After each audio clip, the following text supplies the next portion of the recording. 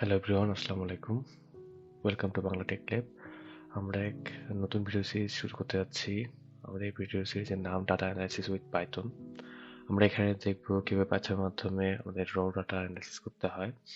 আমাদের র ডাটাগুলো থাকবে সিএসভি ফাইলে এবং এগুলোর আমাদের গিটহাবে আপলোড করা থাকবে।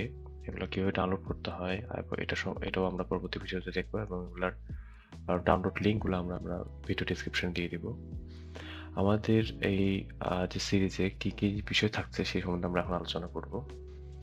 প্রথমে আমরা দেখব কিভাবে পাইথন এবং জুপিটার নোটবুক ইনস্টল করতে হয় স্টেপ বাই স্টেপ। এরপর আমরা দেখব কিভাবে পাইথন লাইব্রেরি ইম্পোর্ট করতে হয় এবং আমাদের যে সোর্স ডাটাগুলো আছে এগুলো কি ধরনের ইনফরমেশন কন্টেন্ট করছে সেই সম্বন্ধে আমরা জানবো। এরপর আমরা দেখব data cleaning and remove outlier. আমাদের ডাটা অ্যানালাইসিসের একটা গুরুত্বপূর্ণ বিষয় হচ্ছে আমাদের ডাটাগুলো কখনোই ক্লিন থাকে না। এতে বিভিন্ন ধরনের ইনভ্যালিড এবং নাল ভ্যালু থাকতে পারে, বিভিন্ন আউটলায়ার থাকতে পারে।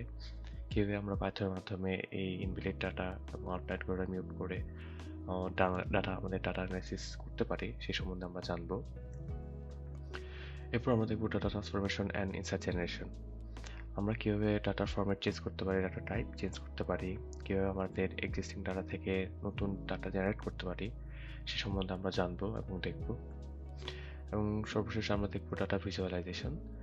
আমাদের ডাটা অ্যানালাইসিসের মাধ্যমে আমরা যে ইনফরমেশনগুলো পাবো সেগুলো আমরা লাইন, প্লট, বার গ্রাফ এবং হিট ম্যাপের মাধ্যমে ভিজুয়ালাইজ করব যাতে আমাদের বুঝতে সুবিধা হয়।